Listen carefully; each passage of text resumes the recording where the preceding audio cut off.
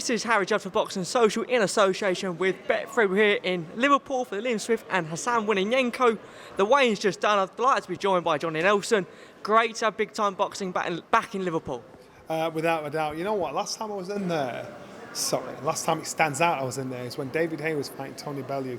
And David Haye absolutely riled up the Liverpool fans. And if you want to get on the bad side of people, you should have stood up there with David Haye because he wasn't very popular that night. And Tony was pretty cool, calling him Sideshow Bob. It was funny, but the Liverpool fans are passionate. And when it comes to sport, when it comes to sport on their own, Liverpool's that place. There was a lot of discussions in the press conference, a lot of poignant messages from Fraser Clark, from Natasha Jonas. We all know the troubles which have been going on here recently. And obviously we've got the derby at the weekend, Liverpool versus Everton, and obviously Saturday night Liam Smith headlines. It can't get any bigger than this, really, can it? It can't. Liverpool leaves that lift because there was obviously sad news in the news with what's going on. And I'm quite sure this is the time where people in Liverpool get together. And they need that lift, they need that focus. They need to. People are doing the right thing, you know. They're a good set of people out here in Liverpool. So of course, this big card on Saturday night. Again, to one person I'm going to give credit to is Natasha. Yeah. Natasha Jonas, because she could have boxed on that iconic bill next week in London. It's a unification fight. It's not an easy fight. But she decided to give back to Liverpool and have this fight in Liverpool, where she could easily have been down there in London on that bill, would have made the card even better. But she decided to do it here. So you've got to give credit where credit's due. She's giving something back to the fans when she was written off at one point in her career. And she could have gone down there and got the big soups. She said, "No, Liverpool's my home. These guys back me up, so I'm gonna give back." Going back to you shortly, when was the last time, I've got it written here, but can you remember the last time or the first time or the only time you boxed in Liverpool professionally? I think I boxed a guy called Chris Little or something. Was it Chris Little? I've got Kenny Jones, 25th. Oh, Kenny Jones, he beat me as well. I remember that. Did he beat me? No, I've got you first round KO 1988 for you. I might be wrong. Yes, so you walked straight into that one, my friend. Yes, I did. Knock him the fuck out. Yeah, Liverpool's all right, man. I like Liverpool. Great memories. Going back to the card. You walked into it, didn't you? Yeah. Definitely. That was the first round KO, that one. Going back to the card then, this is a banana skin for Liam Smith, isn't it, really? He could have taken other fights. This is a boxer debut on Saturday, but it is a banana skin. It can be in a banana skin, but remember, Liam's been a world champion before. So he has world title mentality. He's from a fighting family. He doesn't make the mistake of being content and thinking, I've got this done. So unless there's something happening behind closed doors, I think he's the ultimate professional. So therefore, what he's got to do, he's got to go in there, respect his opponent, give him all the respect in the world. Even though they're familiar with each other, sparring and fighting are very different. Liam has to go in there, think like a pro, think like a champion, and perform like a champion. If he does anything else, that becomes a banana skin. You saw that part in Worthing when he said, remember what happened in sparring? And his opponent didn't even argue back with him. Didn't even try and just say, nah, that's bullshit. He knows what happened in sparring. The problem is, as long as he's not complacent to think, it's a done deal, then he gets the win. Everyone goes on. Trying to wind me up behind in the background. Give him the bird. They want food. That's what Spencer Oliver are behind me. But yeah, going back to this card quickly. It's a weakness.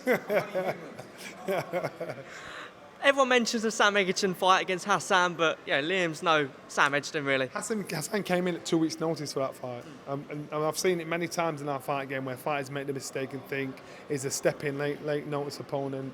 They'd be an easy job, and so it's hard to respect somebody you think that's not ready for you. And Egerton made that mistake. Liam won't make that mistake. He's a pro. He's here at home. You look at the condition of him. He's stripped down to his underpants to get him and do the weight, to make the weight. His opponent kept his tracky bottoms on.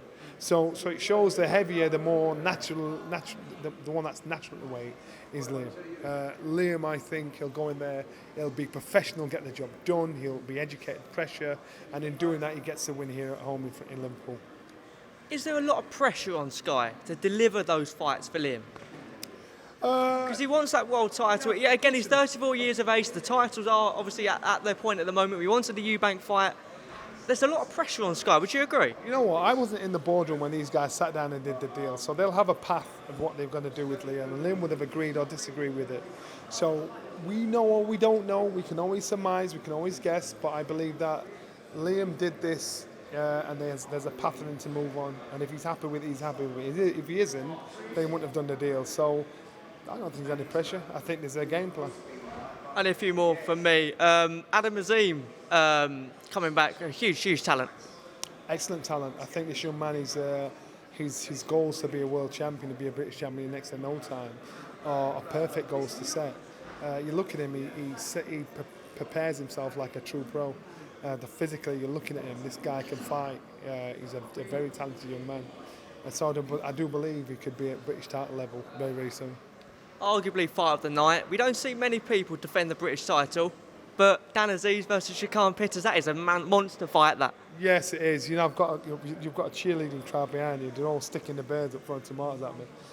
So for that one, I think Dan Aziz and Pitters, you look at the size. I'm not comparing it to Hagler Hearns. I've said to everybody.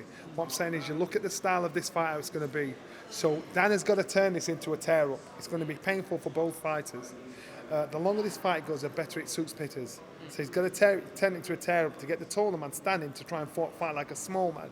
And if he does that, Dan gets the win. The longer the fight goes, the more you'd have to lean towards Pitters. I'm a massive fan of Dan's.